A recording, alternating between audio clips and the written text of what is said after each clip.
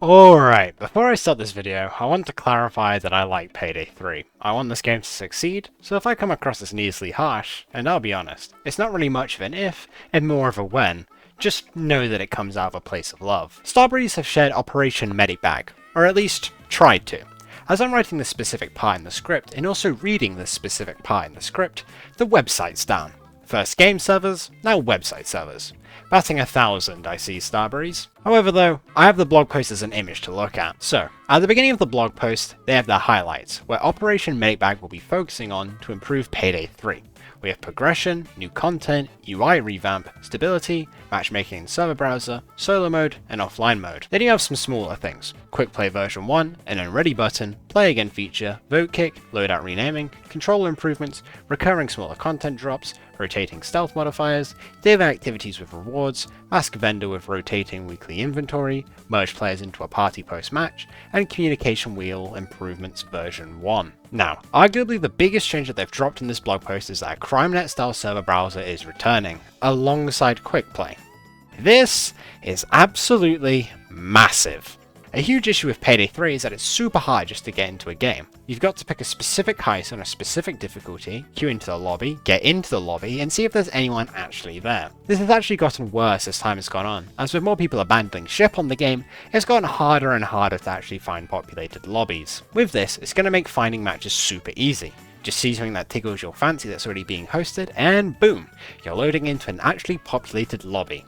This coincides with supposedly more cooperative and social features being added. Whatever they are, I'm sure they will make the Payday 3 experience much more enjoyable when playing with other people. What's also massive is that solo mode and offline mode are mentioned, and not in passing too, no less. It's planned to be rolled out in 2 stages. The first stage will still require players to be connected for back-end stuff, but we'll be able to host games offline, so you won't get your life absolutely ruined by lag spikes. The second stage will let players play Payday 3 without an internet connection. Well, mostly, as it will require intermittent connections to the back-end servers to upload progression, but it will mostly be offline. This is also huge, allowing players to not get screwed over by servers crashing and lag, and also allow people to actually play the game if they don't have an internet connection. I know I sound like a broken record when I say this, but this is huge! There's also a bunch of other things listed in the blog post, like challenge-based progression is being fully done away with, having infamy gained through heist completions, and they're actually looking at reworking infamy payouts and heists with this change. They are still keeping challenges in the game, but to give cosmetic rewards. This is actually a pretty good change in my opinion, as a lot of the challenges in Payday 3 just get to the point where they are way too grindy for what they actually give out, rewards-wise, as it currently stands. The UI is getting a revamp, DLC pricing is being looked at, and the in-game cosmetic store has been pushed back to 2025. There's also new content, which will have more skill lines, more cosmetics, rewards, and even a free LMG primary, which is surprising, to say the least. Payday 3 being ported to Unreal Engine 5 has also been pushed back for the time being, as they're currently dedicating people to focus on improvements to the game as it currently stands. This kinda sucks, as Payday 3 could really benefit from the port to UE5, but it does make sense. Bigger fish to fry, and all that. Now, my biggest issue with a lot of the things present in Operation Medibag is why wasn't this done sooner? Now, I get that people have been saying this since about day 1 of the game's launch, but it's a very good point. Why haven't these things been in the game already? They're all fairly standard things present in quite a few games, and were mainstays of why Payday 2 was, and still is, such an enjoyable game to play. I'll cut myself off there, as I could make this video a completely hate-driven rant, but I won't, and I'll bring up something much better.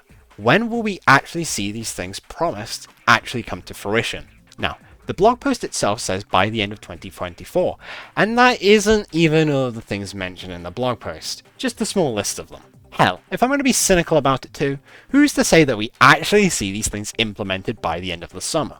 Who's to say that they won't push it back further and further, like the first patch we got? Then we have the things listed on the blog post, but not even given any sort of time frame. When will we see these? Within the next year? The next decade? The next millennium? Of course I'm being hyperbolic, but even a vague time frame would be helpful. This really doesn't help the whole on-the-table jokes that Payday 3 is at the moment.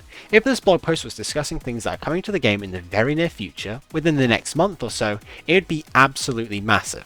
But quite a lot of this is things we'll see, at minimum, in like 4 months time, which really does not inspire confidence for how Payday 3 is going to be doing in the next few months. I have faith in what Operation Medic Bag sets out to do, it's just that a lot of it seems to be too little, too late, and a good majority of the damage has already been done to the game with players abandoning the game daily and the series' reputation being dragged through the mud because of it. I get that these things take time, nature of the beast and all that, but we've had 2 months since the last update with syntax error dropping, and all we have to show is a roadmap of content we can expect to see in the summer? It's crazy. As usual though, I've been Cookie Dough, and have a good one.